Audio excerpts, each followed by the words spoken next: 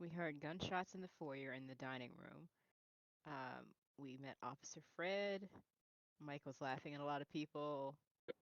Uh, Freddy, Terry.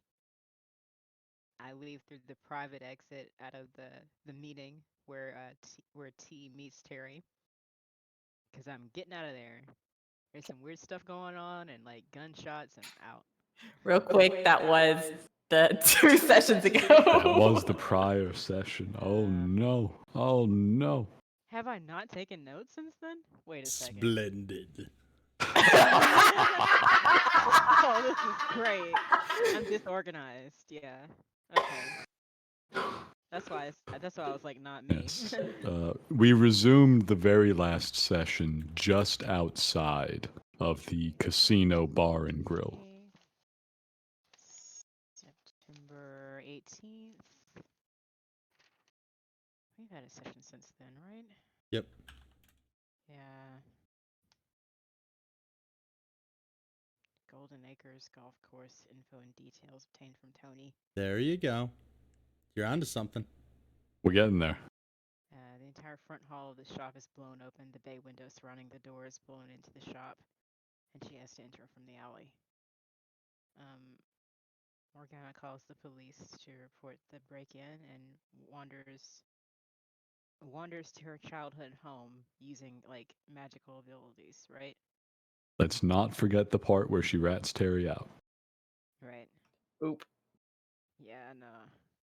A lot of that I wasn't there for because I went home. So what? You're not part of the scene. You just don't take notes. No, I mean, if I'm not supposed to know it, if I'm not supposed to know it, then why would that be part of my recap? There you go. Left. You're not so in therefore- character yet. We're getting this recap courtesy of Master Miss. All right. So to move this along. Sorry. No, it's all good. I can turn the world upside down now. We had Mike and Terry, who were with John Garfinkel at the Potions Lounge. John was incapacitated. Lights were on. No one home. And the two of you, Mike and Terry, were introduced to. Do you remember their name? Now you challenge me, sir. Amelia Mills. Amelia Mills, proprietress of the Potions Lounge. Yep. So you guys were having kind of a philosophical debate about anchoring one's spirit and kind of the afterlife when she kind of abruptly ended the conversation and ran into the other room to kind of check on John and talk with what they have going on there. Then we had Prim, who decided to go check on her shop and ended up, we just got a ding for something, but I don't know what. Oh, no, that was my phone, which I've now silenced. Oh, your ding sounds a lot like our Streamlabs. We just got a follower. Oh, thank you. See, that's perfect timing. You love it. Yeah, it is. It's like, yeah, you got the Streamlabs alert for your text message. That's unique. Thank you for the followers. And another one. Woo! Hey, Danny.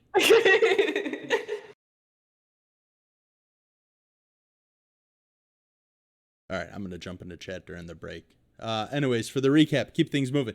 Prim went back to her shop, checked on the shop, filed a police report for everything that was stolen, looted, kind of get the insurance paperwork going, and then decided to go back to her family home where I can't remember, did you fall asleep and woke up to these small little fae kind of darting across your eyes?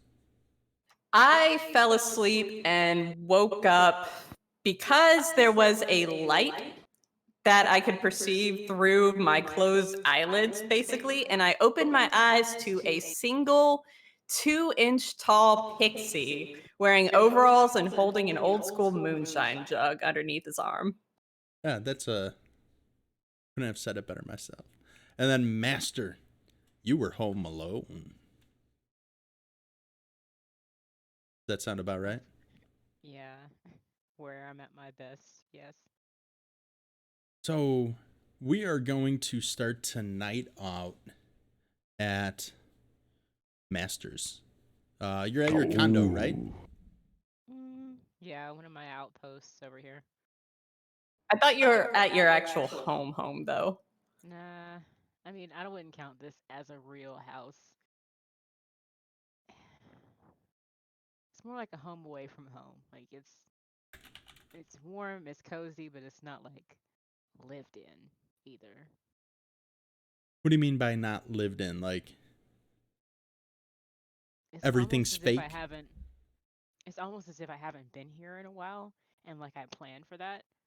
Um, it's not really. There's not like a lot of like fresh produce or herbs here. There's a lot of canned goods. There's a lot of long-term storage and stuff like that. Um, all the clothes in the closet are in like suit bags. Some things So have been like, what would you do throughout the night? Like when you're at home and you're not plotting on power broking or dealing with the shady underworld or what mhm. what does ja sheets? Where's my sheets? I can't remember your character's Jallard. What does Jallard do to kind of let loose and get the stress? I mean, you've kind of been through a really weird night. I mean, you ran up against some and it's really your first exposure to like the real supernatural. You may have heard about it or there's the mumblings under the breath, but you've never actually confronted something like this in the last as you have in the last 24 hours. So how does Jallard kind of take all that in? I have my personal assistant call my masseuse so I can relax. Okay. Just, just sit back and like not cucumbers over the eyes, but close. Okay. So you call your assistant calls a masseuse, and I don't know, would you go to the masseuse or masseuse come to your house with like one of those foldable tables that they pull out and She comes to my house, but I have my own table. okay.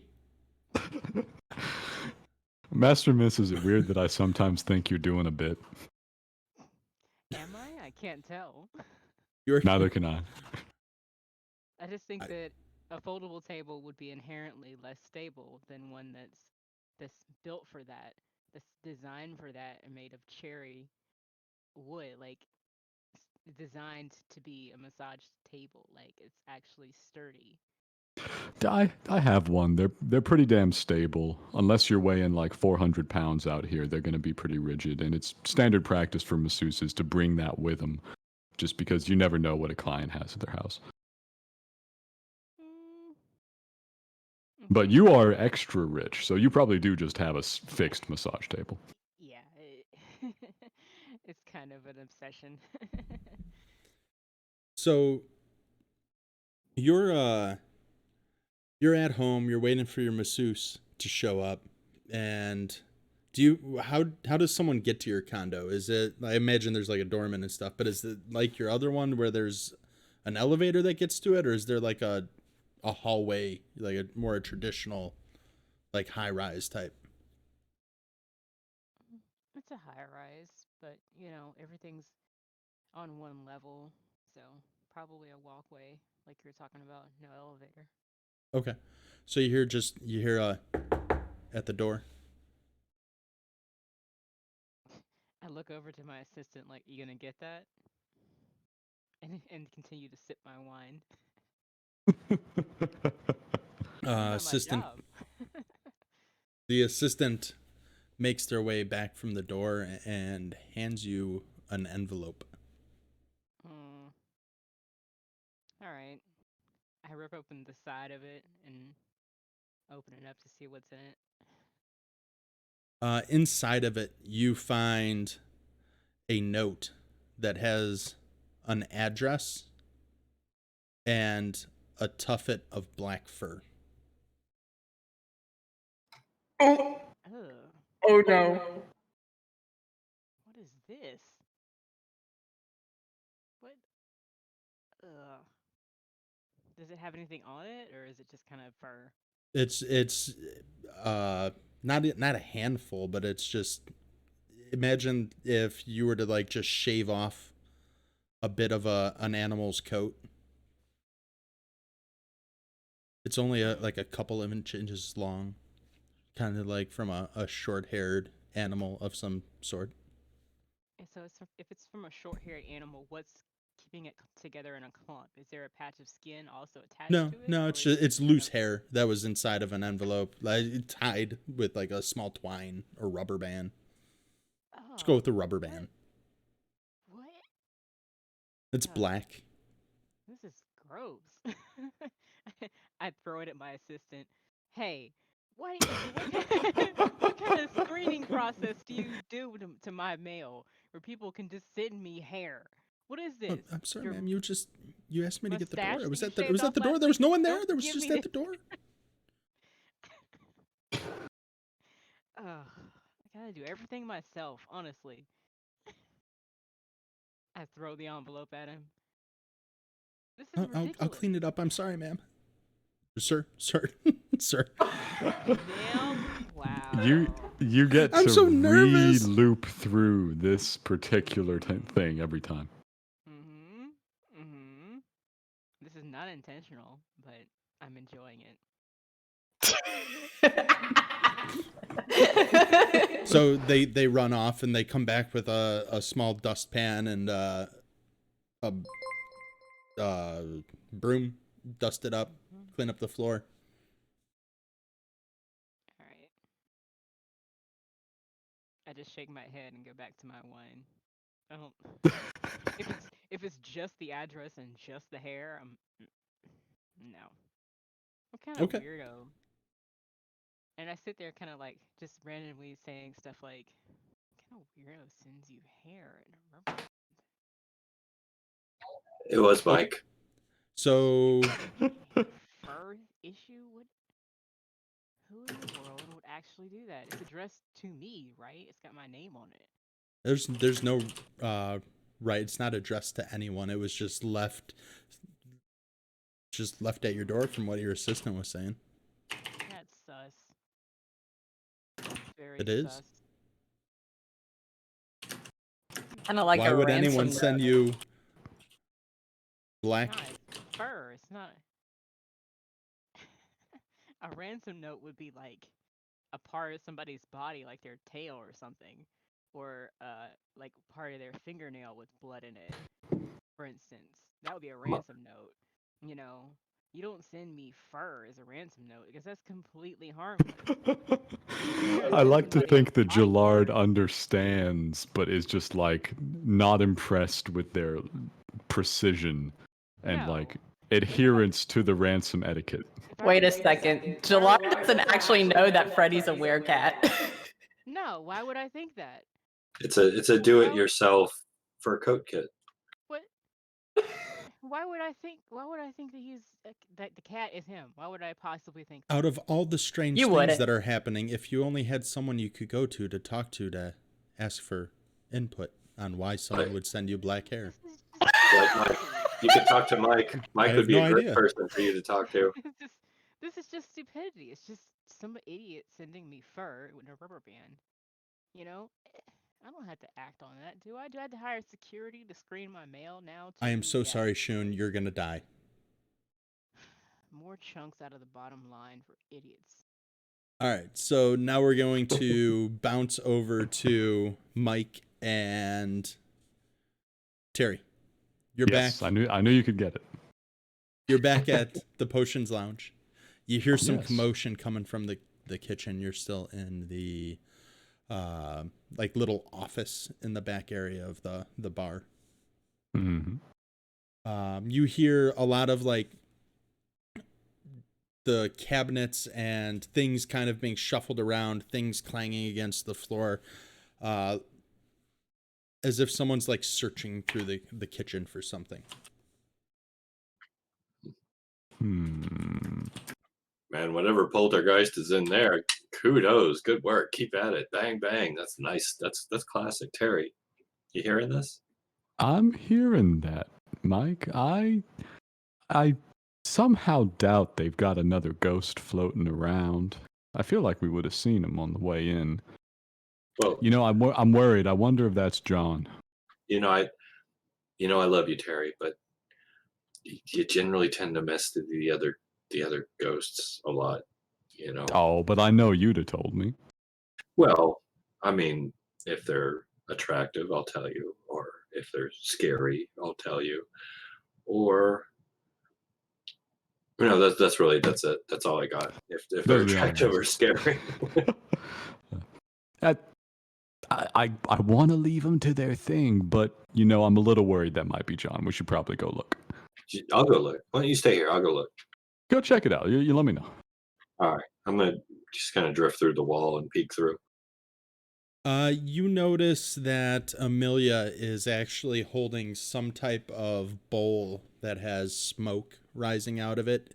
The smoke itself is kind of a purple in color, and she's like wafting it into John's face, while the big burly bouncer that escorted you guys back here from the entrance is frantically like tearing through the cabinets where they have these jars of different rocks and just strange looking items that are locked into different jars and boxes. Okay, so I'll go back to Terry and Terry. Now I'm no expert. I mean, I know a thing or two about a thing or two, but in my professional, intellectually driven opinion, Terry's nodding along. they're getting high. I don't feel like that would make that much noise. Well, I mean, if you're doing it right. I mean, fairness. I never got a chance to get high myself, but I did pretend a number of times in junior high school that I was, just for, a giggle. And I'm pretty sure this is how it works.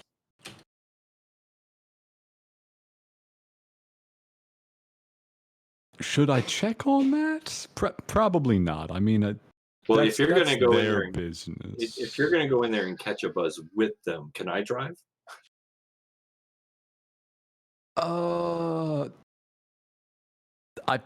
I just have the strangest feeling that that's a bad idea, Mike. I don't know why I think that. It just seems like a bad idea. Fair enough. I want to take a peek.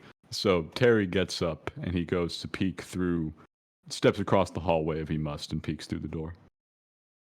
You look through the door, you see the same scene. Everyone's kind of still huddled around John as if they're performing some sort of ritual. But the burly bouncer still hasn't found what he's looking for. See, I told you, that's the devil's lettuce. Look, it's purple. Purple and therefore evil. Does John appear to be breathing? Are they resuscitating him? Or is he thrashing violently about and they're trying to perform an exorcism? It's not an exorcism, but they're doing some kind of ritual. You're not too sure what it is. He appears to be breathing, but it's not. He's the same thing. Lights are on. No one's home. He's there. He's awake, but he's just not responsive. Oh my God. So I'm going to immediately just like float over to him and start pretending to give him CPR and start screaming, he needs 50 cc's of devil's lettuce stat. You don't get a response from anyone except for maybe Terry. Terry's standing there at the doorway having a look. He's not really interrupting, but he's not doing a very good job of hiding either. So He's just if kind of they're like not, looking over everyone's shoulders. he's having a look curiously and somewhat concerned. He does owe John a lot, and he was hoping he'd make it through this. So they could easily notice him there if they're not fully occupied with this. Amelia kind of looks over her shoulder, sees you, and she just, if you're not going to help, just get back into the office and wait. I am helping. I'm not too hot up on alchemy, I'm not gonna lie. I'm not sure I could help you. If you got something you need, I'll try. We do. We're apparently out of petrified palm. Unless you happen to Terry, be carrying any on you. I bet you have some in your pocket. And if not, puff, puff, give. Tell her. The tree or a human palm? The tree. The tree. Let I had me to see think what about I that can for a do. second. And Terry walks back out. I'll follow along. I don't think we have any petrified palm. Terry, Mike, I'm so glad do he you? wasn't talking about like some rosy palm. I was getting real nervous for you there, buddy. I don't want to did drive ask. if it comes to that. I really don't want to drive if it comes to that. It's the one time I'll say no. I'm good in the afterlife. I'll stay here. I did have to ask. I bet there's palm trees somewhere. Terry, I'm not sure we could. I'm not sure we could petrify it though. That takes a while. Yeah. No, You can maybe make a loop of like all their cupboards and stuff and look for it. You're pretty good at that. Yeah, that's a good idea, Terry. I will do that. So you're gonna just zip I'm through. gonna, yeah, drift through them. So no, I'll say you don't have to open any of that stuff up. So you make your way through all the cabinets and you zip through it much more efficiently than the other guy who was. They are apparently all out of petrified palm. Terry. Yeah, Mike. I have an idea. What you got, Mike? Well, what about that really lovely lady that was helping us with the shop that got busted into? She had all kinds of cool knickknacks, including those plants that you kept telling me not to play with. Yes, actually, you've got a good point there. And Terry directs his attention back to Amelia and says, "How fast do you need it? I know somebody, but they're a little ways away." The sooner the better. His life's not hanging in the balance, but I fear if we don't have it by morning, this may be irreversible. I trust that he's safe here with his people. And I don't think you're going to try and stop me if I go for it. I'll get back as fast as I can. If you got somebody with a car, that might make it a little faster. Whoa, what about our new best friend? Call our new best friend. I bet he's got the most amazing fast car in the world. Call him. So she looks over at the bouncer and she kind of does one of those head nods and he reaches inside his jacket and tosses you, like underhand tosses you a set of keys. He tells you all right. There's a blue pickup in the alley behind the back. Oh, can I drive? Here, one sec. Let me give us. I feel like a 2 might catch some keys. Yeah, the 2 catches a key. You don't do it with any sort of like style or panache, but just snatch it right out of the air. You feel good about yourself though. That's all Terry really needs to feel good about himself. He says, like, this could have gone horribly. It would have slapped me in the face if I missed. Yes. Not failing is enough most days. So Terry, he nods, he takes off. I'll go check in the alleyway, I guess. Blue pickup. Is it there? It is. You see this like massive, like Dodge Ram, bright, like gemstone blue pickup. Oh, so I I'm love gonna the paint, but that's not going to be easy to park. I'm gonna I'm gonna twirl around, pull down my ghostly sunglasses, play a power chord on my air guitar that only Terry can hear, and say, "Let's ride, Bocephus."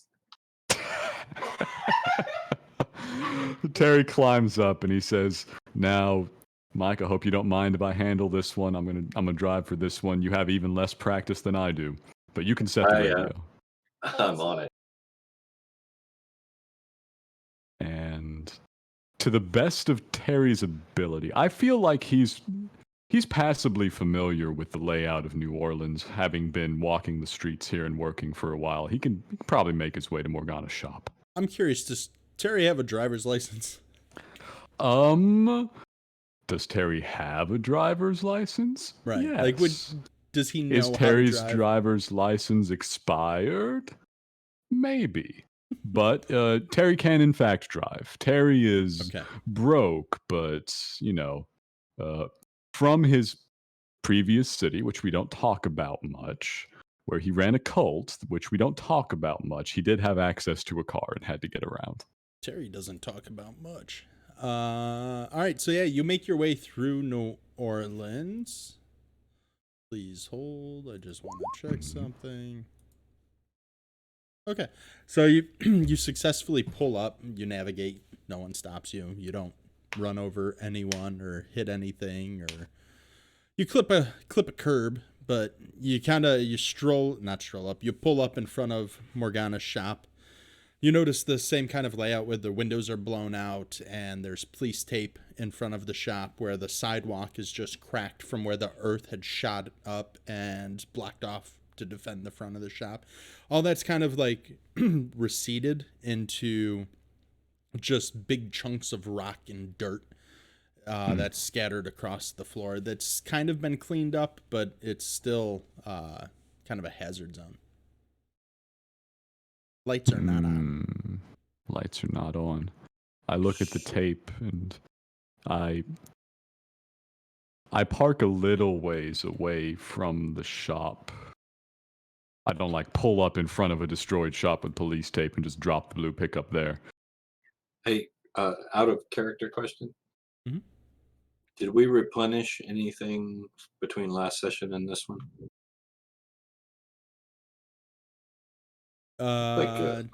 You guys haven't actually taken a stop to really rest. But yeah, no, you know what? Yeah, you have.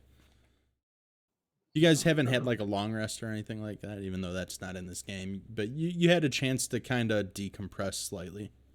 So how much of my EC would I get back? I guess.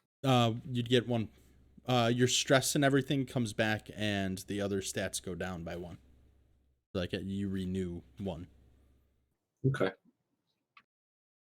Very good. But stress at this point, anyone who had stress from any conflicts last game, you're back to a clean stress level. So as he pulls past to go park, I'm gonna zip out and just kind of peek through the boards that are up over the window and see if anyone's inside. There's not. You do notice that the place has been ransacked some. Some of the books that were on the shelf were on the ground.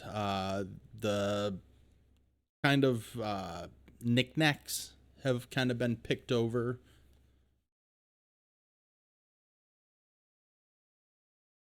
Okay. I imagine by this point I've managed to park a little ways up the street, and I'm gonna, lock up, make my way over to the shop. Okay. Since I know there is a back entrance, I'll walk through the alley and take it if I can. Okay, good. So you go in through the back entrance. I go in through the front. The shop is empty. Those doors are locked, by the way. No, they're not. Oh, Oh shit. Terry, of But- course, is not aware of this. He just says, Mike, I kind of expected her to be back. I didn't use the door. Yeah, he's not too concerned. And also, your windows are blown out. But no, I'm like not digging physically, obviously, but rifling around and looking for anything that looks like a petrified palm. I'm like, every time I find anything that's remotely mineral, I'm like, is this a Terry? What about this? What is this? Does this look like a Terry? What I'm about this one? patiently digging through all of them with Mike. I'll start leaning over his shoulder. What about that? How about this one? Oh, look over there. What about that one, Terry? Terry, look at that one. That one's purple. I look at that one. So you actually make your way through and you look through the different kind of containers and I don't want to say crates, but I picture it as kind of like one of those candy shops where you have like the foldable things where candy's stored in, like different. Mhm. She's got different like gemstones and stuff sorted and separated in different containers on shelving. Would that be fair, Prim? Yeah, that'd be pretty fair. Is there any way we could just make a base luck roll to see if we find one? He was about to give it to us. No. You can roll for. And what approach do you think would fit? Focus or intellect? Me personally, I'm talking about Mike personally only. Mike is an idiot and has no idea what he's looking for. So I was just going to make a flat out fudge roll. Go for it. Let the fates decide. Terry would use focus. Mike, you find this stone that is extremely polished and it really catches your eye. It's a mix of orange that actually gradually goes from an orange to a yellow to a white. Oh, this has got to be it, Terry. Look at it. It's beautiful. Can you pick this up for me? Terry does look because he assumes that Mike is still looking for the important things. He says, Mike, I'm pretty sure that's a rock. No, He taps it well, I mean, against a counter. petrified is rock, right? Wait, just grab it just in case. Does it actually appear to be petrified wood, or is it just a nice, like, sandstone that's been cut and polished? Why don't you roll intellect for me? Okay. You know that this is just a really nice polished rock. Terry says, This is more of a trinket than it is a related to any sort of occult. Yes, this is definitely a rock. So I'm going to put it here. We'll remember it for later. But more wood-shaped is what we're looking for. And then Terry resumes looking. I'll roll focus, I think. That's more his style. Okay. See how good we get there. Not bad. You actually do find a container that has like an inventory list of the different types of stones that categorized in each container. And you notice the one that had the petrified palm in it is empty. Oh, shit. Huh. Wait a minute. That's a little weird, actually. He looks suspiciously around. All the other containers, I imagine, are just full like rocks still. Most of them are, but like you can tell there's like stuff scattered all over the floor.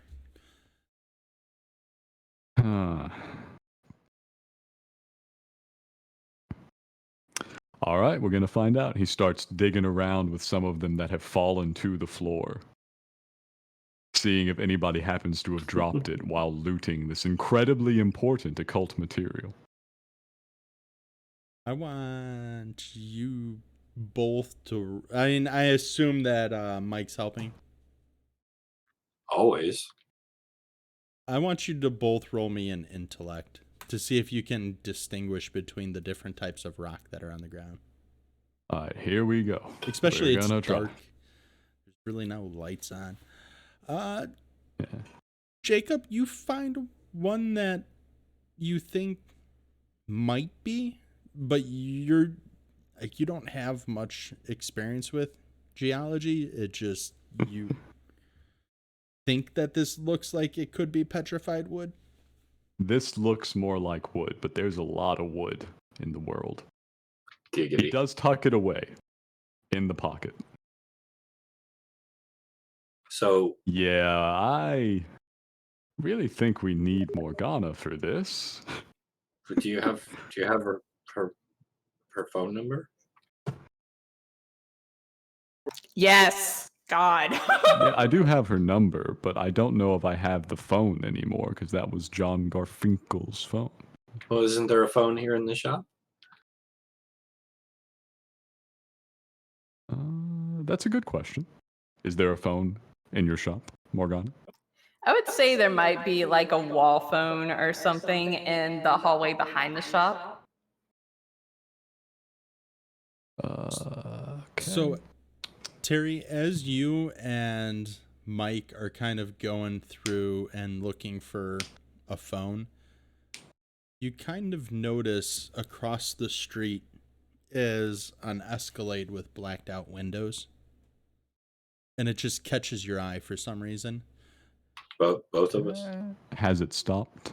Terry notices. Across the street? Yeah, it's sitting there. The lights aren't on. It's strange that for some reason it stands out to you that an Escalade is parked across the street. And with that, we're going to switch over to Prim. Yeah. Oh boy, it's about to get interesting. All right, Prim. So you are at your house and you have this quasi hillbilly Faye kind of just staring at you like, oh no. Hillbilly Faye. That's awesome. I know, right? So Morgana is going to blink a couple times and say, "Oh shit. I thought the home had a much stronger threshold on it than this. What do you want? Who sent you?" He kind of looks over his shoulders, looks over the left, looks over the right, just, oh crap. I think she sees me. If I don't move, I wonder if she'll overlook me. I do see you. Oh, damn it. Can we just kind of act like this never happened?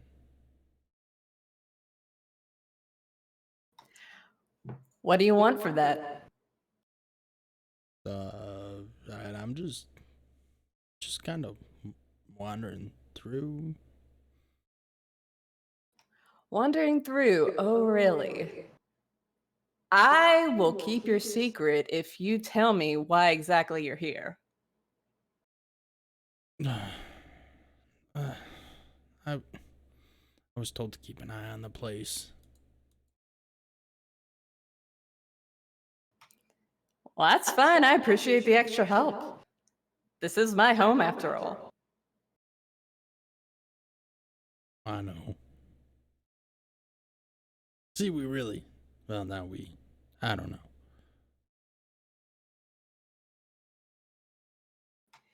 You don't know what? Much of anything. Except for you're in danger. Oh, I shouldn't have said anything. I'm in danger, you say. Yeah, I mean, you should stay here. It's safe here. Yeah, I was planning on it, but I would like more good. information about And he that. kind of starts to zip off. Wait, I would like... You want me to order you a pizza? Ooh, I need more information out of you. I've heard of this pizza. Could I have the pepperoni? Yeah, He takes so a big swig from his jug. I would like to call up a pizza place that's open and get like a pepperoni pizza. Okay. He's not employed for his wit or his eloquence. Not Really, at all. we're not sure why he's employed at all. All right, so pizza's on its way. It's all right. Well, if there's pizza on the line, I think I might be able to stick around for a little while. All right, but in exchange for the pizza, I want you to tell me all that you know and tell me why I'm in danger. Well, what do you want to know? I mean, do you really not know you're not in danger? There's been a lot of strange shit happening lately. Exactly. And Strange shit equals danger. I know I'm in danger. Do you know what I'm in danger from? The meddling and interacting with things that you probably shouldn't. You've caught the attention of, well, not the most well-known people. Yeah, I figured. They attacked my shop earlier today, and I've had some interesting looking blanked face people attack me as well. Yeah, And people that I know. they're not after you so much as what you may have or what you may know. I interact with a lot of fae that come through my shop, and I know a lot of shit. How much more you got? Oh, I probably shouldn't say anything. Well, it certainly helped me out a lot if I know what the hell I'm dealing with here. And you're getting a whole pizza for it. But one would argue, potentially, maybe, possibly, that you may seek out danger if I share information with you, so to keep you safe, I shouldn't share with you. But what tells you that I won't go seeking information out for myself? You're playing one of those mind games, aren't you? I've interacted with one too many fae, and I'm a changeling myself. In the swamps, there's a group that they take out, well, I don't know if I really should say that. Things started not long ago when you got involved with alchemists. Alchemists are a nasty group of people. But that all night started with the clan. I just realized that's probably a bad thing for comparison in the South. Yes, this has connotations. But he sir. doesn't know this, so I'm going to go with it. The Fae aren't known for, Modern history. right. No.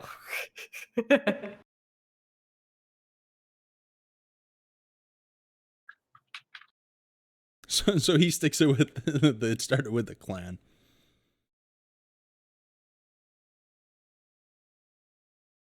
All right, go on.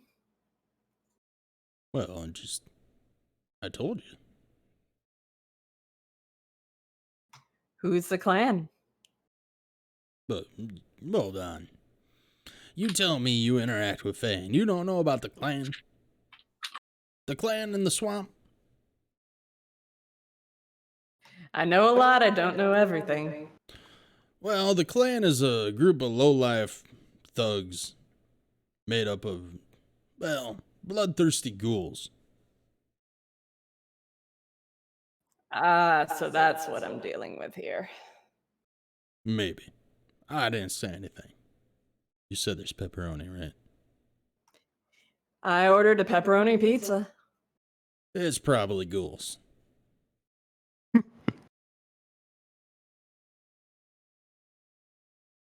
So you think they're enthralling all of these humans that have been attacking us, or... Oh, absolutely not. Ghouls don't enthrall. Ghouls eat. So you think these are ghouls that are attacking us, or... Well, maybe. All I know is those no good, dirty ghouls in the swamps. They've been getting hired out, and they've been feeding well lately. And I'm worried that well, you've kind of caught their attention. You know who's hiring him out, though? Absolutely not. Well, that's more to go off of than I've really had recently, so Yeah, it's a big so help. in the swamp, just stay away from it, all right? Promise me that. I'm never planning on going near the swamp, but all right. Good. Is the pizza here? Is it?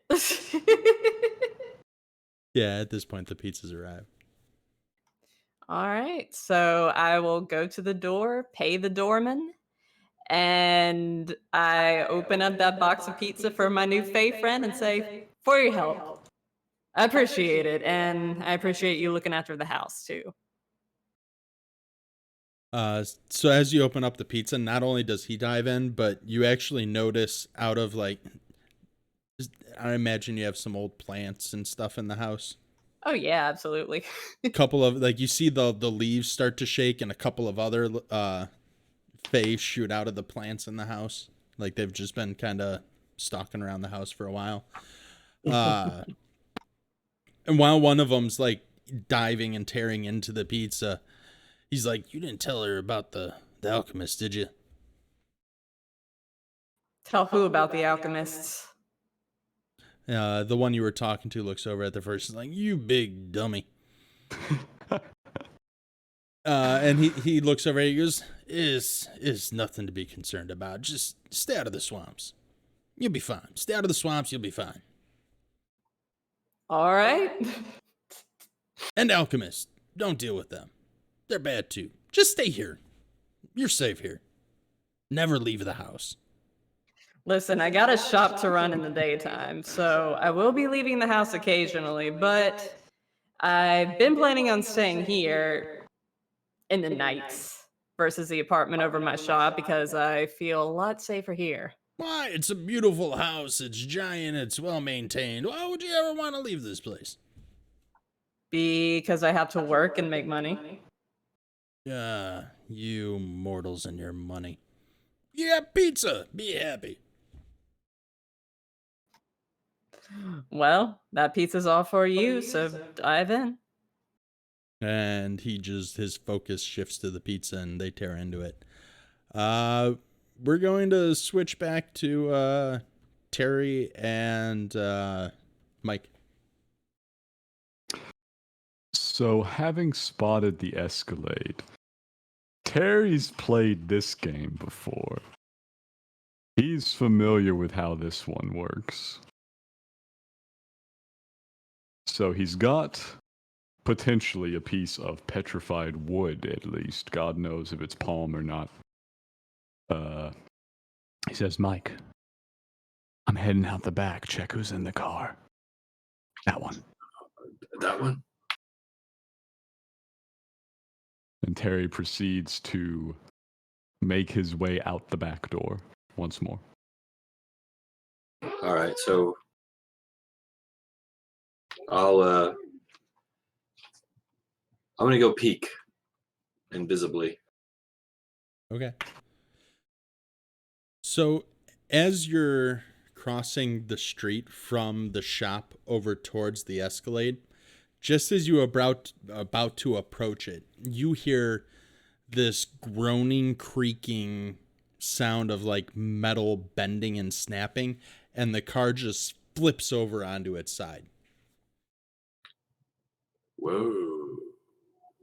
Standing on the other side of the car, as it flips over, you catch glance of the kind of a figure of the woman that you saw the first night outside the auction house. Oh, the chick that killed, what's his name? The dude with the box. Mm-hmm. All right, so at that, I am bolting full speed to Terry. Okay.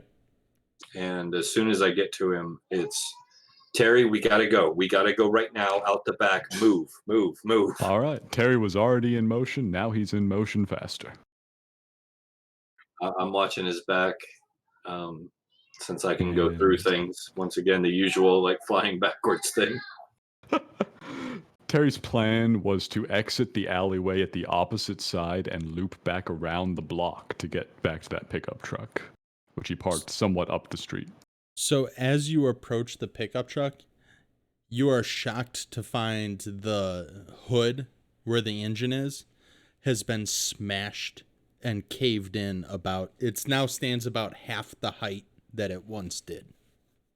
Oh, jeez. Oh my god. I cannot pay this guy for a new truck. Did you see this truck? I don't know what truck you're talking about. That's not ours. Let's just go. Let's go. Terry looks around rapidly. Is there more destruction nearby?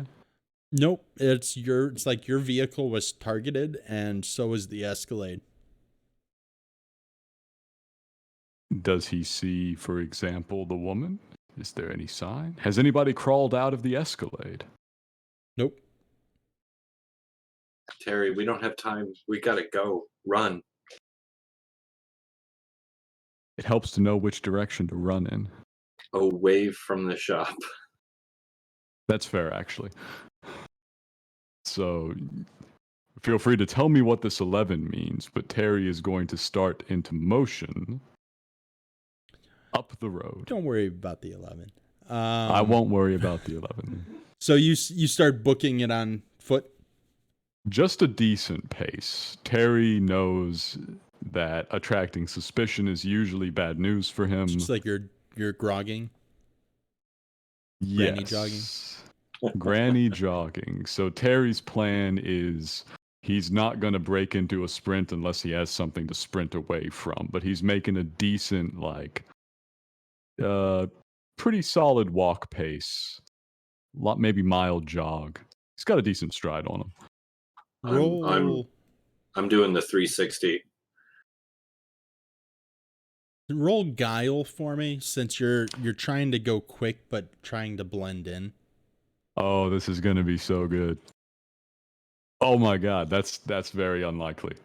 So you actually you're power walking and like you're doing like the whole Assassin's Creed move where like you do the whole like shoulder bump and like slide and they just gently like, okay making with it through it. the crowd. Yeah.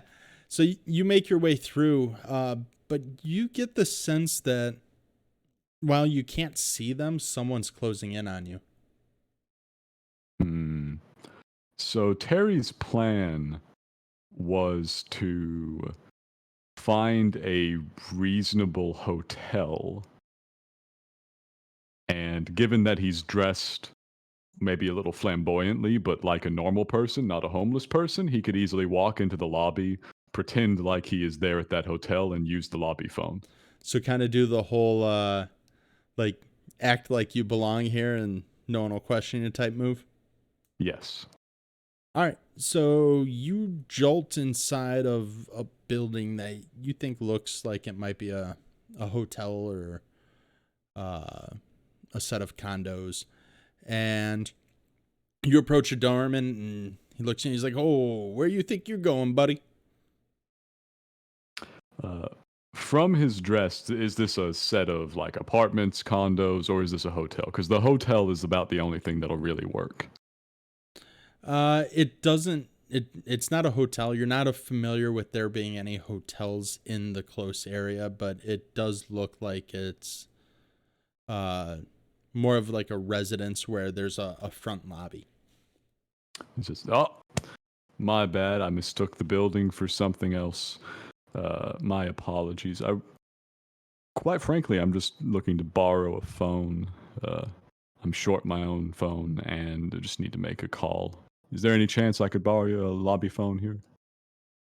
Do me a favor, roll flair, since you're in the nice get up and suit. You know, we typically only allow access to that to our residents.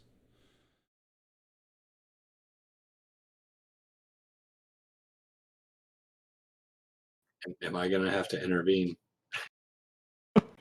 I let him deliberate internally. Terry's patient. He knows how to work So an since you're audience. like awkward staring at him at this moment. The He off. trailed off, so Terry's not he's not awkward staring. You need a little bit of people skills to be a street preacher. So he's patiently standing there, he's nodding a little bit. I'm about to try and send the guy running and pissing himself into a corner if he doesn't move. So after a moment goes by, he looks at it and he's like, all right, I mean, you're not dressed like a hobo. If you just make it quick. I really do appreciate it. Hobo with a shotgun. He opens the door for you and gestures you in. All right, I walk in, and if the phone is like out and visible, I'll just walk up to it. Otherwise, I'll wait for him to direct me. I'm going to stay on the sidewalk outside and watch for incoming danger. He points you over to kind of a receptionist counter that has just like a phone, like a landline phone on the countertop. Okay, Terry walks up to it, and he lifts it, and he dials the number Morgana gave him. To pull out the card for reference. Morgana, you while you're watching the Fae devour this pizza, would your phone be on Do Not Disturb in the middle of the night?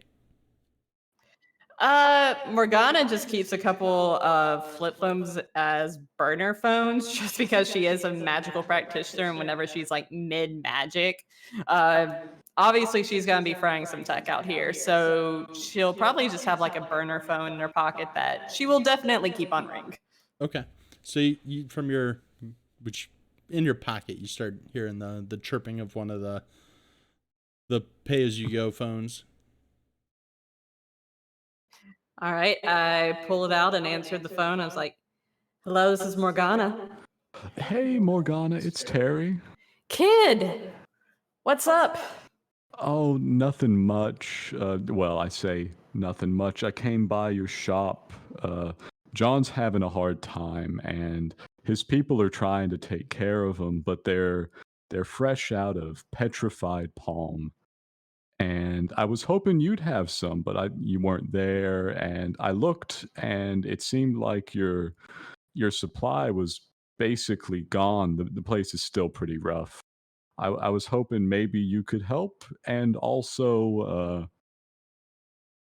I think some of the company we had earlier might be tailing me. Might be in the neighborhood, you know. Oh boy. Yeah, I can help. Where do you want me to meet you? I'm a little ways up the road from your shop now. I stopped in at a place, let me borrow their phone, but Terry thinks for a moment for like an acceptable, like public location that he could point her to and also make it to himself. Might have other people in it. You remember while you were doing some of your preaching, this quaint little coffee shop that you came across once called you can't remember. I think tip of your tongue. You think it's called Quest. He says, I think Quest is a little ways up from here, right? I can probably make my way there if you can get there. Yeah, I can make my way there pretty snappily. All right, that sounds great. I'll probably be wherever there's a bunch of people around. I appreciate it. I'll see you soon. All right. All right. Goodbye. Terry. I like your goodbye. He's a soft guy most of the time. Is everyone okay if we take a break at this moment? Yeah. Seems like a great time for tea. All right. So we'll be back, say, in 5 minutes. All right. We'll go get some tea. Fantastic. Beautiful. Be right back, See you soon. Woo!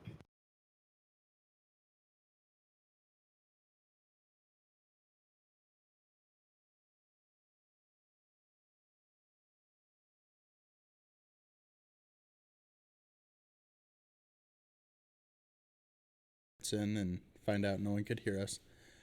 That's important. So phone call ended. Prim is going to go back to meet with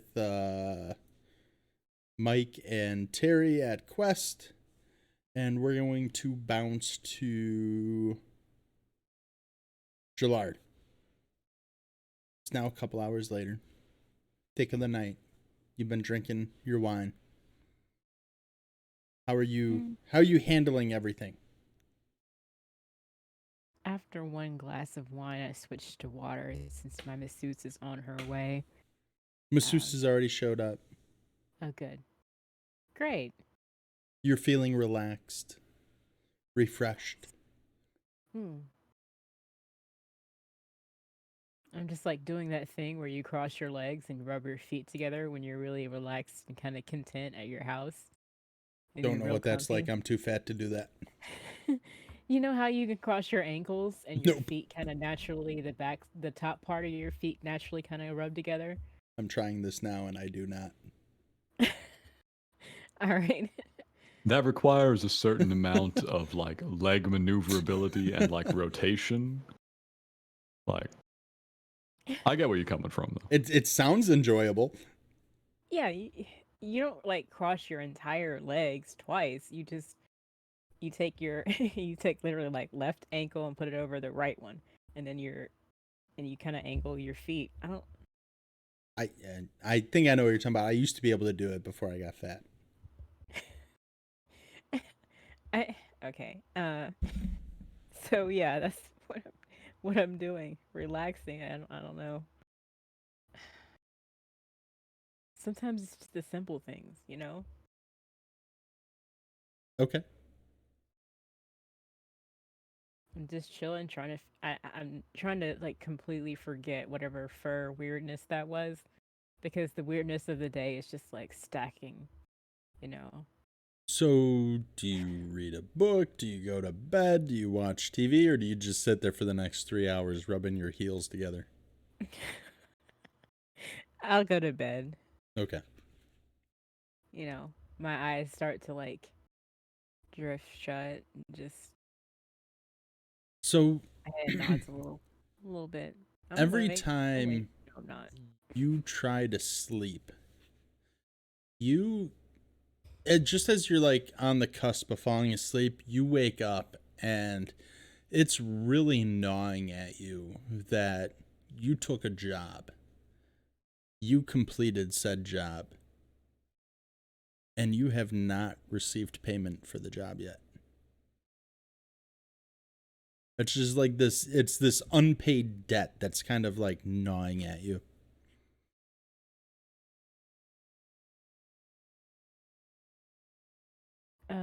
Why would that bother me?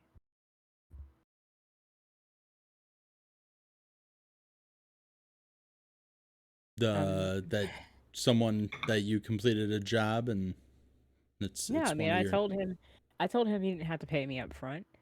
well, it's the job's done. It wasn't an upfront Yeah, payment. no, he owes me. That's fine. That's a debt. I'll collect on that when I need it. But I don't. Clearly, I mean, look around. Does, I don't need his money. No, but one of your I do this 'cause I wanna do troubles it. is a fear of debt. Of my debt, of me getting debt, of me That's not being what it in says. debt. And also, like, it'd probably be keeping you up because you probably saw T being. Well, no, I don't think you would have seen T being dragged off. I don't know, but Yeah, like everyone there With saw the it. weirdness Well, everyone of the except Freddy. day. Mm-hmm. Yeah, with the weirdness of the day, like it's probably bothering you a little more than it normally would, just because so much has happened. All right. I mean, yeah, I thought when we did the trouble stuff with this character that we kind of, I guess I wasn't clear on what I meant by that. But fear of debt, I'm not like scared of other people owing me because I use that.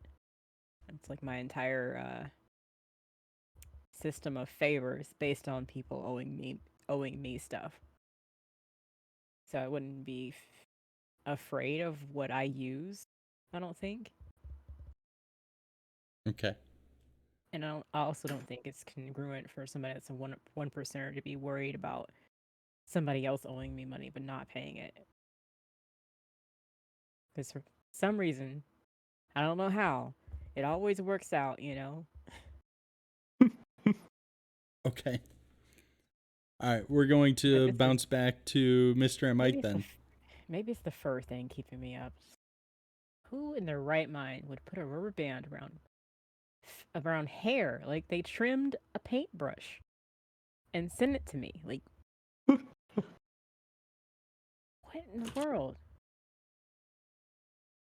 Sorry. No, it's all good. I don't know what to do with this. I'm trying to like figure it out.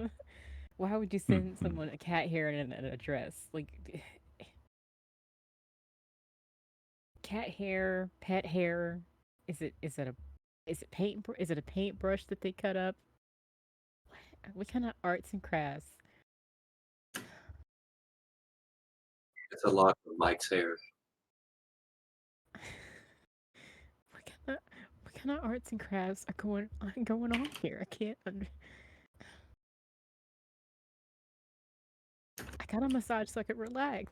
And here we go. That's just I gotta get better friends. You know Honestly. someone who deals with some weird stuff, and you have her number. I'm not trying to get farther into the weirdness. I would like to not engage with the plot at all, please. I would like to not be involved in. Why would I? Okay, I'm a normal layperson. Why would I think that you're the person to call for a cut up paintbrush and a rubber band and an address? How many other people do you know who deals with weird occult shit? I don't know. That's a cult.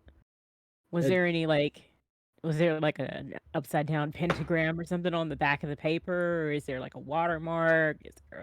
Is there an identifying feature, or is there like a return address that says like 666 or something like that? Like, where am I drawing this connection? Because I'm just weirded out and like the fact that puzzled. you're playing a game about the supernatural. No, You I live know in New that, Orleans but and are familiar with voodoo. Right. This is true. If you live in New Orleans, you're aware of the supernatural. so someone sent me a bundle of this hair.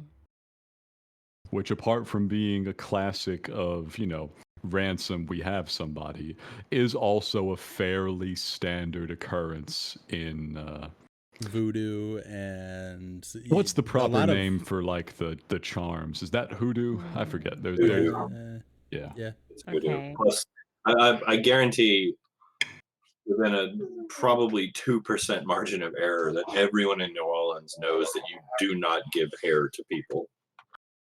Fair. Because right. it's weird, you may think to call the person who deals with like weird shit.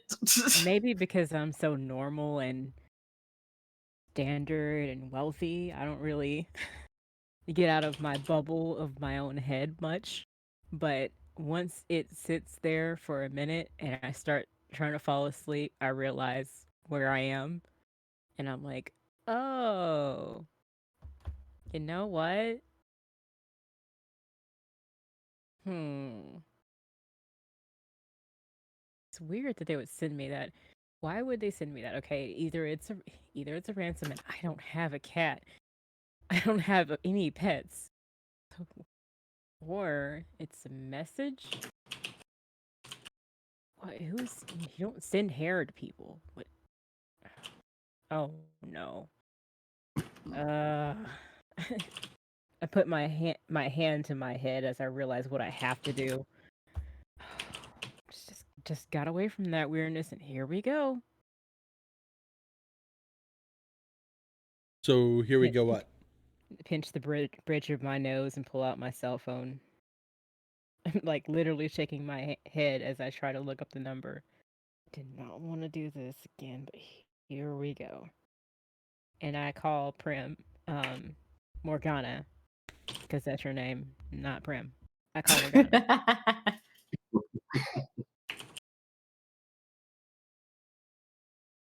So Prim, you have another one of your pockets starts to ring. it's a completely different phone than the one you just used.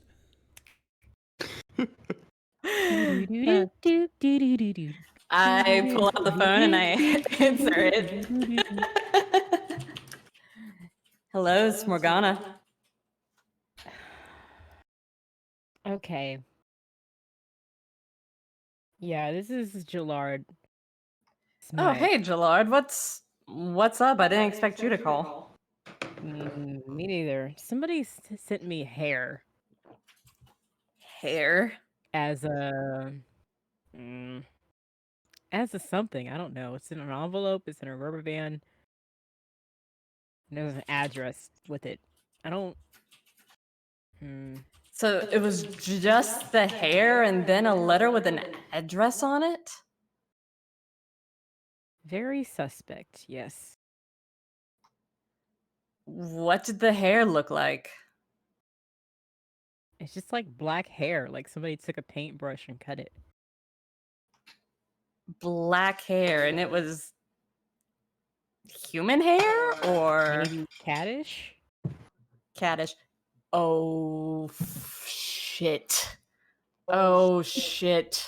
What? I don't have a cat. Why would they? What? Gillard, you're not going to understand this, but Freddy. What? That absolutely has to do with Freddy. He may be in trouble. Does he have a cat? I don't. It's a little hard to explain, honestly, but it does have to do with Freddy. Just trust me on this. If this idiot has gambled away his pet house cat, what will he think of next? Well, it sounds like he's in trouble. Listen, I'm about to go meet the kids that we met today down at the coffee shop, and then we're gonna be over at my shop, so I'm going to have to let you go, but yeah, just know that Freddy's in trouble, but we'll have to look into this later. Right now I don't have time. All right. All right. Talk to you later then, Gillard. All right. See ya. Adios. And Gillard, you feel like that itch has successfully been scratched. And you can go to sleep in peace. All right. Time to close my eyes and turn on my playlist of classical guitar version of Bohemian Rhapsody to go to sleep, which I oddly get jazzed up in the middle part of it, and then I'm like out like a light at the end.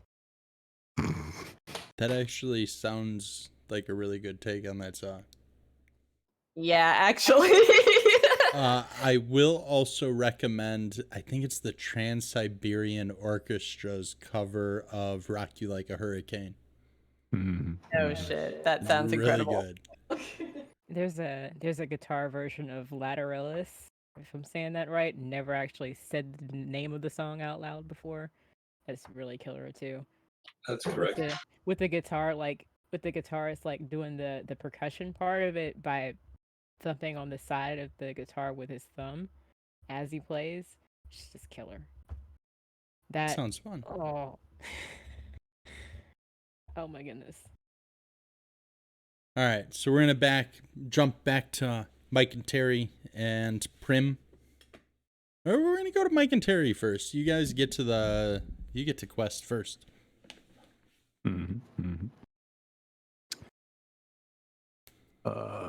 Is it busy at this hour?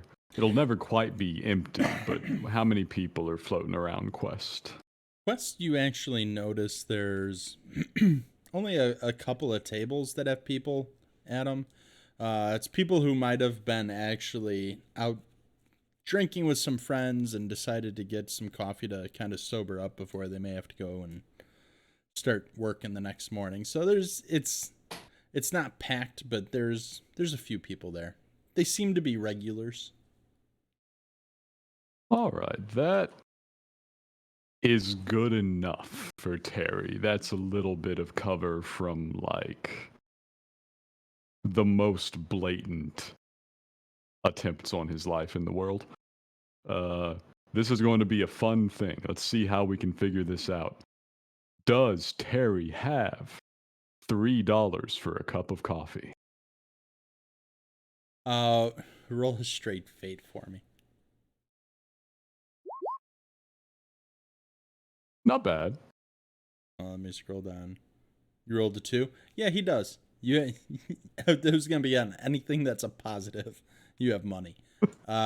You have actually $2. What you doing, Terry? I think that a little bit of caffeine might be a good idea. I'm not sure we're gonna get to sleep. We're still in the lobby, right? No, we're up at Quest now. We made it all the way. Yep. Made it to Quest. And do they sell coffee here? Oh yeah. Yes, coffee and tea. Okay.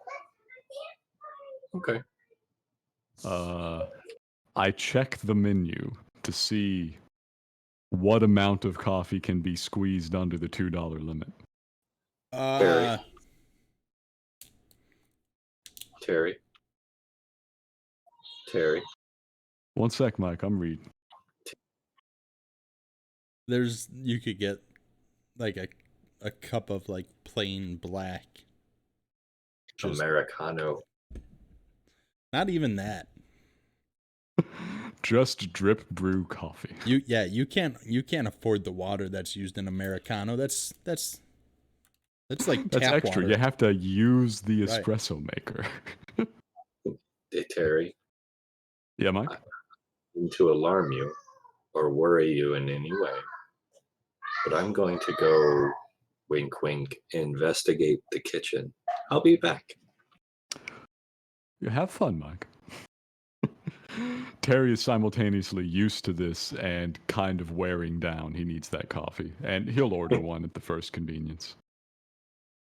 So this brown-haired woman, she's about shoulder-length hair, ear gauges, and thick framed like square glasses approaches, and she looks at you. You order your drip coffee, and sorry, all out. You sure you can't scrounge up a little bit more for me? Sorry, the beans we use for that were out. I mean, we got some espresso, and it's $3.50 for an espresso. It's affordable. I really hate to say it, but these are about the last $2 I got on me at the moment. So if you can squeeze a little bit of espresso under that limit, I'd love to have some. Otherwise, I'll just have to pass. You gonna like try and butter up at all, or? He's putting on kind of his most like kindly put upon dude face. He's evoking some pity right now. She kind of looks at you.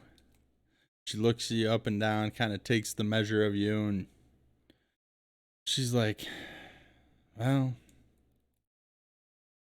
I'm told I should do some more charity work. Yeah, I'll pick it up for you. We'll cover you. We got it. She goes to make you an espresso. So right about this time, from where the kitchen door is, Mm-hmm. I'm going to use my regular Joe and walk about halfway to the room until I feel like I'm kind of in eye shot of as many people as possible. Going into what I'll call the kitchen? The main room. Into the main room. Okay, so like you're walking out of the kitchen. But I look like a normal dude just walking out of the kitchen to everyone around. Okay. And then I'm going to startle, look around, grab my chest dramatically, and fade back into nothing. Attempt. I'm attempting to scare people. Roll flare for me. I have a +2 to this, by the way. Okay. Roll flare. How do I add +2? You click the dice next to the word flare. It'll add the +2 to it. Oh, okay.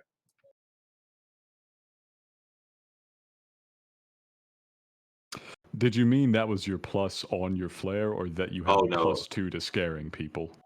I have a +2 to this effect right now. Yeah, he's got a +2 to scaring. Oh. Yeah. So roll. All right. So roll your flare, and then we'll just add 2 to whatever the result is. All right. All right. So -1 +2. That's actually lucky. So you have your +2. You end up rolling an average. You get a few people at the table who kind of glance over at you, and then when you fade to nothingness, they kind of shake their heads. One table in particular kind of looks at each other and then looks back at the bar and raises their hand. They're like, check. Everyone else just kind of looks at each other, shrugs their shoulders, and like, it is New Orleans. Did I get any aspects of terrified? No one's terrified. Damn. With that, like you kind of creeped out one table, but no one's terrified. They're just like, yeah, I ain't dealing with this. Hence, wannabe terrifying apparition. No kidding. I'm gonna sit down across from Terry and just put my face in my hands. Like, Terry, what am I doing wrong? I could have been somebody. I could have been so scary. No, I'm stuck as Casper the freaking ghost. I don't want to be Casper the freaking ghost, Terry. I want to be. Oh my God, that'd be so fun. I want to be scary. I want to be Lord Soft. I want to be Vlad the Paler. I want to be at least. I'm not even Slimer, Terry. Terry, I'm not even Slimer. Oh, Mike.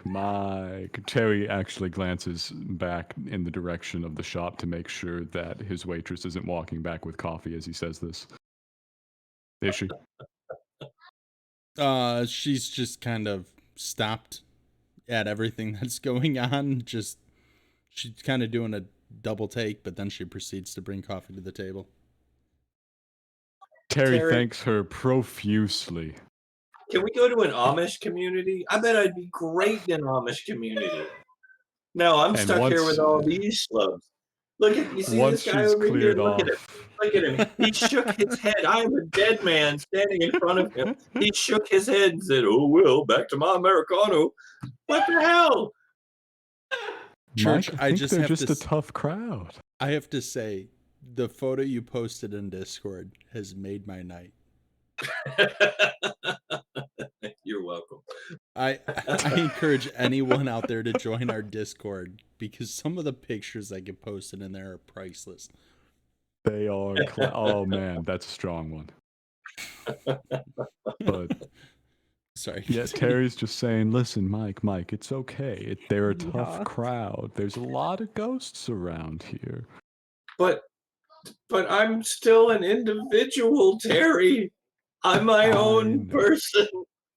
I know. I've had it pretty hard myself. These folks are just used to people preaching religion at them, and they're honestly kind of used to it being a little outside the norm. If I'm being totally straight up with you, it's hard to attract much attention. Yeah, but Terry, you're just naturally charismatic. I had to die to get into this gig. That's a pretty high employment price. You got me there, Mike. You got me there. And Terry's drinking the espresso, which, by the way, he's not at all accustomed to. So I'm going to start. Exciting. I'm going to start prancing around invisibly, just singing, "Don't you wish your boyfriend was dead like me?" So at that point, Prim arrives at the coffee shop. Prim? Or no, Morgana. Yeah, Morgana.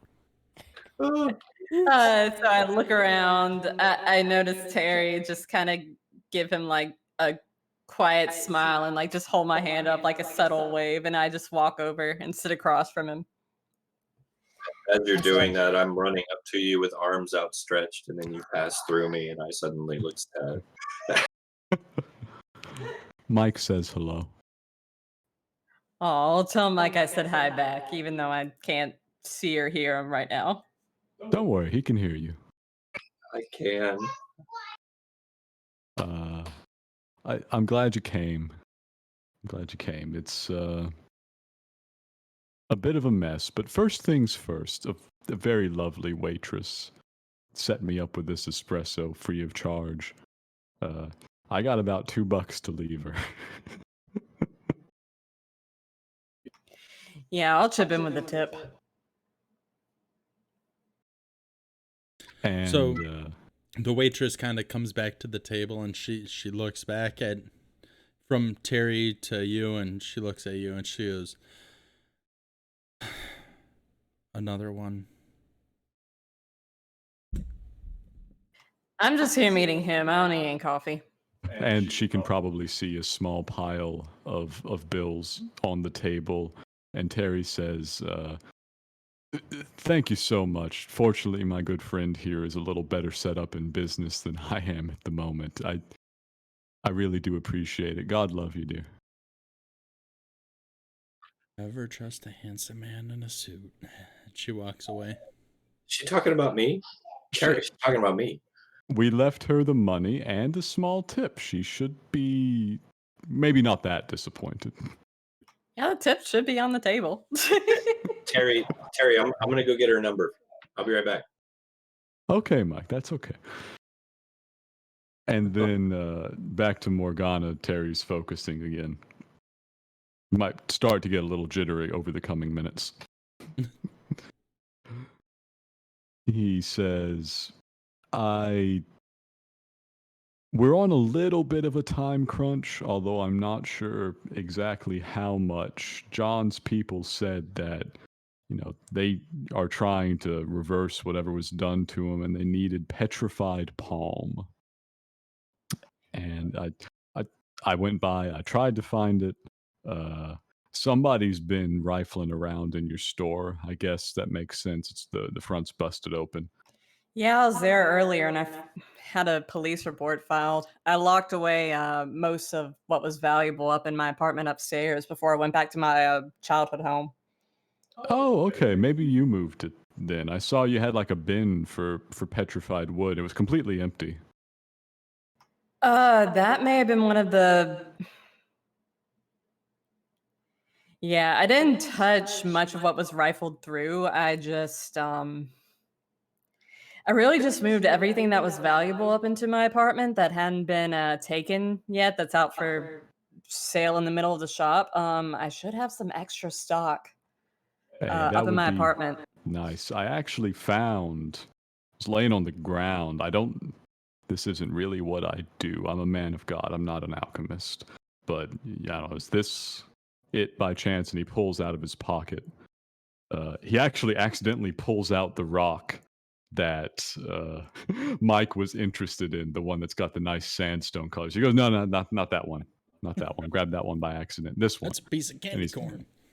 And he's holding the wood. Is it petrified palm? It is not. It's not? Nope. Yeah, kid, it's a good thing you called me because that's not what you're looking for. Yeah, I kind of figured. I don't know one wood from the other. I didn't really go in much for carpentry. But if you think you got some, I know John would definitely appreciate it.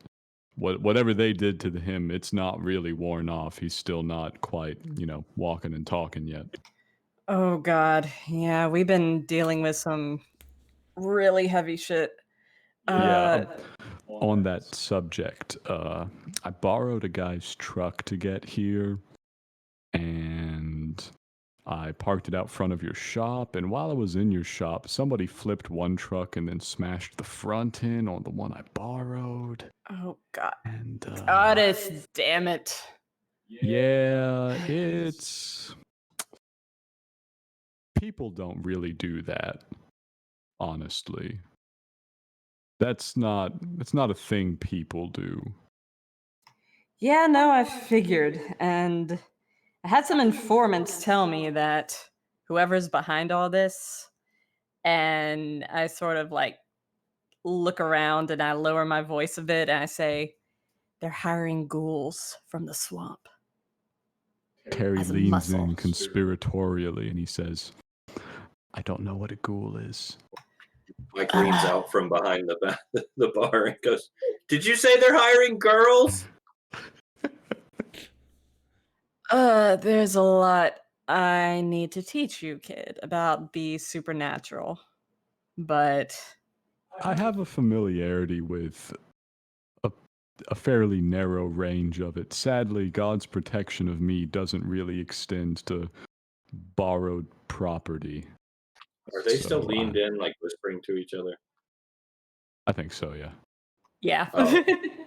I'm gonna lean in over him and go, "What you doing?" Terry looks just the amount necessary to the side, and he says, "We're planning, Mike. We're planning. Apparently, they've hired ghouls, and I don't know what that is or why that's bad, but it sounds bad." Ghouls. Man, come on! Didn't you play Dungeons and Dragons when we were kids? Just the once. Just the once. Were there ghouls? I don't remember there being ghouls. Well, yeah, of course. But I don't think that's what we're talking about here.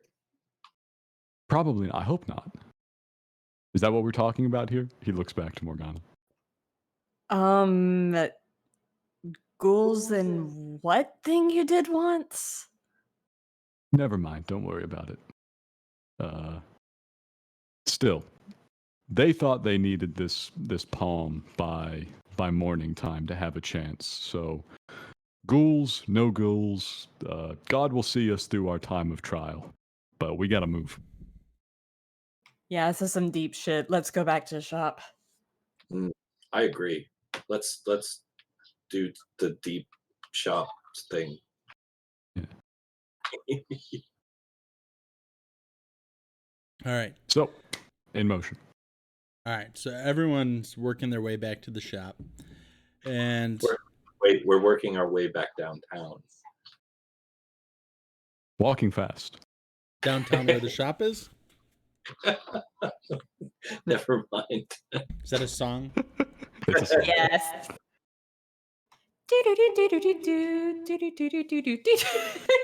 it's a more modern song. I was thinking when he originally 2011? I forget. Okay. I don't know what then. When it was like we're working our way, my brain automatically went to working my way back to you, love. Making our way downtown, walking fast, in a homebound. Yeah, she's Yep. got it. Don't know I that forget the song. lyrics. Oh, we're having I a think sing it's along as Alanis. we I head think back. it's an Alanis Morissette song. I can't remember. Oh, I do know that song. You got it. There you go. There you go.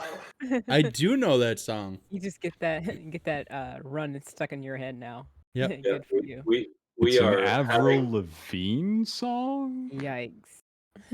That We're Avril having a- Lavigne? a horrific sing along on the way back to the shop. Glad I'm not there. I am gonna say at this point we're going to wrap up the campaign for this week. All right. Just so that way I can put something together for the next campaign. I'm We glad kind you of did. we went through all the material I had kind of planned for. Did you we guys. level? I've been No. disruptive enough for one day, for one No, session. you have not been disruptive. We 'Cause you do were like, need. receive a ransom note, and I'm like, "Nerd, what?" It wasn't a ransom note. There was no ransom. There was no ask for money. It was just. It was a helpful, informative note. You'd probably Yeah. ignored it even harder if it had asked for money. Right. You're gonna send me hair and ask me for cash? Come on, even the Nigerian tries harder than that. Oh. We do need to talk about your character before next session, though. Uh-oh. No, just because you weren't here last week for Yeah. the level up. For level up shenanigans. 2 weeks ago, actually, but yeah. I have no idea it what was- happened, honestly. Age of Conan happened. Yep. Yep. Yep. I have a We've all problem. been there. I have a problem. It's I was okay. streaming. I streamed today for like 7 hours. No one watches them. I don't know why I bother. It's more Uh, fun when you make it a performance. I watch. Yeah. I'm just being I'll a be clown honest. over here. We've been doing this for the better part of the year, and most people don't watch, but I still enjoy it. Yeah. yeah. We'd do it if people didn't watch. So. Yeah, yeah, it's, It's a record of our adventures. Right. Oh, yeah. Mhm. Yeah. I do actually have a question here, Mm. and this is I think I know Master Miss's answer, and I'm fairly confident I know Hannah's and Church's, but how many people in this chat have been on stage in front of a crowd before? Me. Yeah. Yeah, a lot. in real And I life. know in real life, I know, Church, that you were a musician for many years, so that you're well accustomed to it. Digital silent. I used to do public speaking and went to like state fairs and stuff like that. Does that count? That does You count. were- It doesn't you have to were- be any particular time. You Okay, were a then- radio DJ for how many years? Yeah, but that's not going on stage. Like, there's a difference between being behind like a mic and actually just talking out into the void. Actually Well, it's still seeing putting on a people can be different performance. thing. Yeah, that's Yeah. true. Yeah, it's an imaginary audience, but it is like you're imagining a real thing. I mean, Listen to people you get give yourself a anxiety if they concussion know on they're air. going to be like streamed on the All right. people. Me breaking a beer bottle on my head was a big act. Yes, it Oh was. my god. No, because it got viewers in.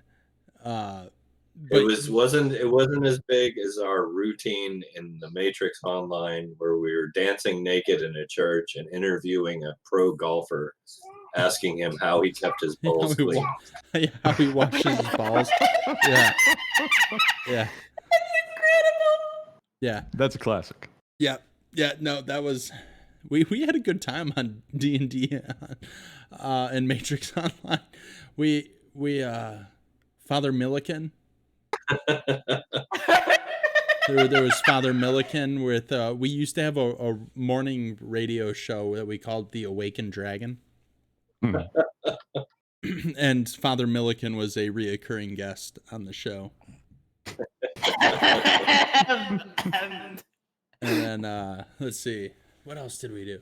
Yeah, and the whole beer bottle trick, that was just like you hear it coming off, that like the bottle's hitting, but when you have a thick headset like this and the bottle's hitting this part of it, you still hear the thud, but I didn't feel anything. Well, you were probably a little drunk at the time too. There was no little about it. I never saw. That does help. You get a Heineken bottle and you drop a dime in there where it fits through, and you spin it just right. It'll eventually find the seam at the bottom of the bottle, and it'll I don't know, spin or vibrate enough to where it actually weakens it to where it's really easy to break a Heineken bottle over your head. Don't do that at home for the maybe like 5 people who are viewing. I don't encourage it. It works though. Stay safe, kids. Yes. You have this knowledge. Be sure to use it wisely. See, I grew up in a day and age with a TV show called Jackass, so we did a lot of stupid stuff. Yes. All I had The was the classic. anarchist cookbook. A different category of stuff, but no less dangerous. Right? See, that was kind of my curiosity. Master Miss, you were very quiet. There was the sound of crickets. Mm-hmm. I will assume from this that the answer was my expected, what are you crazy? Yeah, you sense my vibes and you know them well. Yes. Yeah. It's interesting that there is that kind of divide here. I've been on both sides of this. I was a theater kid, so I've definitely been on stage in front of crowds, and yet I simultaneously absolutely hate crowds. So They're much easier to deal with on stage. you were straight up like theater? Yeah, I did theater, and I was occasionally in front of people for other reasons. Like I did There's a difference, competitions. Jacob. There's a difference between performing for a crowd and waiting through crowds. Yeah. You Yeah, hate that's the difference. the latter. I hate the second one a lot. The first one was okay. Oh, yeah. I will say I think the largest crowd I've played in front of was around 30,000. That's pretty sizable, man. That's Well, up there. It was, but the smallest I've played to was 1. And That's I can probably tell more you what, intimidating, right? the single person in the audience was so much more difficult because 30,000 people, you don't even register them as people anymore. Was Nah, the it's just single a person vibe. your mom? No, it was the drummer's girlfriend. Oh no, most I ever did, I think, was a couple hundred. It was not a big theater that we performed at. Yeah, I to mean, me, we're a in Alaska. crowd- What do you expect? A crowd's more than 20 to me, so like, no. See, Yeah, I've so- marched in the Macy's Day Parade, so it's just Did you like really? yes. What year? I want to go back and download that video. 85th Macy's Day Parade. Really?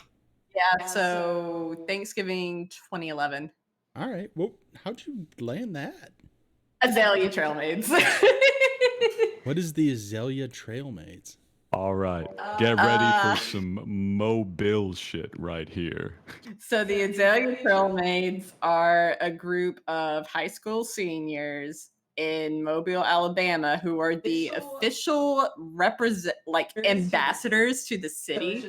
So it's just like if the trail maids are ever needed, like for some function or another, it's just like you could call up like the Mobile JCs and be like, "Hey, I want some trail maids for my event," and they'll be like, "Sure." So it's like we made appearances like just around the city of Mobile, and we got invited to do some like national appearances. And the thing about the Azalea Trail Maids is they wear these big 5 feet in diameter hoop skirts That's what I was going to ask. that are supposed to be evocative of azaleas, and they come in like 6 different pastel colors. I wanted to know if it was like one of those like southern like revolutionary like ladies groups. Antebellum as shit. Yes. Oh yes. There was a TV show me and the wife used to watch where there was a group in that called the Bluebells. That feels correct. So, and it was like Over how there. to be a lady.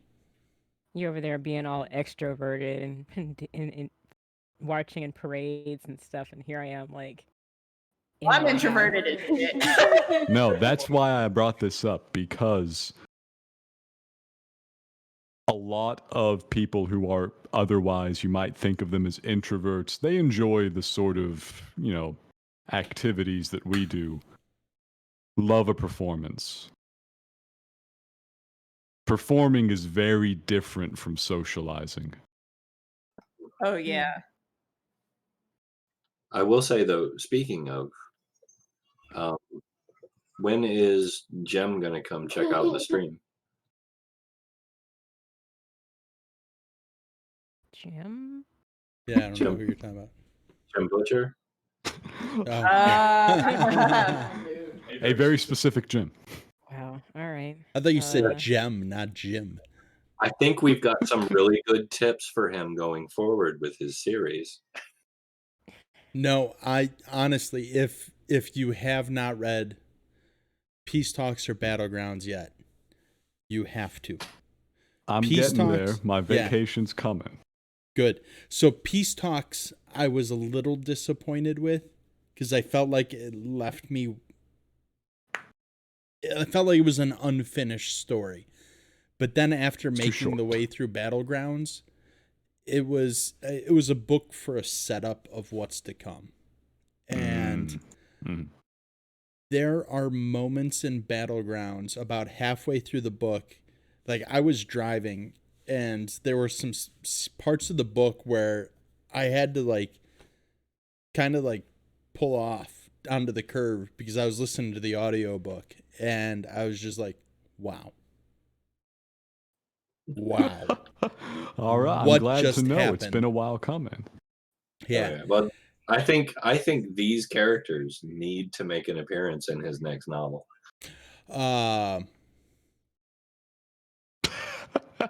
They I would no. actually say no to that because it would take us probably a lot longer than that to get the, royalties and stuff like that To ironed get an out arc and wrapped up here. get a get a contract signed and so forth to I mean, license our intellectual This property. This is this hilarious. this group This is could actually not. Gillard's. This is Gillard's real response and Mike's real dream. So this isn't a spoiler because it's in the description of the book for Battlegrounds. The Battlegrounds book, there's a living Titan came to Chicago. Oh shit. Okay. Oh shit. Yes. So this group would not be able to Not really quite the correct scale. right. Like So this is like the Mother Summer and Mother Winter level heavyweight. yes. Supernatural. And I'm not going to say anything because of it would be spoilers for the book, but Can picture somebody dealing with like a serious situation and then Mike's like, "What you doing?" yes. You have the swords of the cross facing off with the Titan, and Mike just like, nah, your grip's a little off. You need to adjust that higher. Yeah. Man, that's not how Funnily often you enough. hold the sword. Your sword's given supposed to that go we've- whoosh, whoosh, whoosh. Gotta go whoosh. One person would agree about that. Gillard just goes strolling through the background in flip flops with a glass of wine, like Yeah. looking at all the carnage. Like, Given that Terry and my Mike, business. we've adapted from pack-in characters from the pre-written campaign. Technically, they're already written by Jim Butcher. The pre-made was not a Jim Butcher. It was actually a Wizards of the Coast pre-made. Was it? Yes. Oh. Yeah. I don't know why And the Wizards of the Coast plot had a pre-made for Dresden Files, but weird. Although both the characters evolved well beyond anything they ever intended. Mm. I think we've made it out of the bounds of the rules Yes, that yes. were laid We- down. and we're doing a very loose adaptation to the Dresden File rules, which is that's part of Fate Accelerated. It's here's the template. It's so loose, make it your own. I don't care what you do. kind of rule set. Go have a fun time. Right, which is one of the things that's nice about it, but it's also one of the things I don't like about it is it's too open. If that makes sense. Oh, yeah, it Open-ended. does. Right. Yeah, that was my criticism about it from the very beginning because like I had no idea what I wanted to do with Morgana, but it's just like now I have such a strong conception of her character, like her backstory, where she is right now and where I think she's going in the future and what arcs that I want her to follow, that it's just like it's easy for me to write shit for her, but it's just like you have to go into it with like a good character and like what you want them to be about kind of deal. Yeah. And I mean, and that's one of the things with the way I'm running the game is I'm focusing more on the narrative. So anyone who's tuning in and seeing how we're playing it, and you may be like, that's not the rule says. I'm very loose with the rules and the roles and things right now because I'm enjoying more of the story that the group is building rather than necessarily the mechanics of the game portion of it. And to be fair, even the rules that literally are written, we don't often play very much in a way engaging with them. We're not out here discovering and invoking aspects very Right. often. We don't often do like, oh, here's an obstacle, here's an attack, here's a defense. It's just, Trying to we're make it having a as good time. Exactly. We run away from everything. Right. I part of the time. That's We try. Which is one of the Well, things I- I love about this versus the D&Ds. Like D&D is like murder hobo, let's kill it. This one's like I should not be No, this is I not should not natural. fight Run. this creature. Right. Yeah, same. Although, you know, we're walking right back into conflict right now. We know that there is a super strong old woman on the loose, and you know, for good narrative reasons, we're just gonna walk right back into that shop. Yeah, but y'all also have someone with a little bit of supernatural weight on their side. At least A a little tiny firepower. bit. It's We not called like in the cavalry. you didn't see someone flip a truck and be like, "Wow, that's not supposed to happen. Let's kill it." No, that's not what we would do. That's not what any normal person would do. Right. But in Or D and even D, that's what Mike's happens. Is like D and D. Yes. There's a giant. I'm a halfling. I'm gonna stab it. Use my tiny size and Right. weave it out of its legs. Try and catch me, motherfucker. Not knocking D and D because I do enjoy me some D and D, but it's a different pace. It's a different pace. It's And I've mentioned in the past, I like how the threat of danger is real. So, like, it's not just like, oh, I'm going to wade into combat. It's just like, everything could be a very real threat to my life. So, I'm going to approach this with some caution. Right. Although it's funny because almost Except nothing is a threat to my life, but because of Terry, I'm constantly in fear and trying to run away from everything. it's all a threat to your undeath. Don't And- worry. Exactly. And Those threats Freddy, are when coming. Freddy shows up, like, acts with reckless abandon. But Right. we can't account for Freddy. He's like a compulsive gambler and like a literal magical mercenary. So All right. I am going to end the stream at this point because I forgot it was still going. Farewell, dear audience. good night, everyone. Thanks for tuning in. Yes. Thank you, everyone. Right.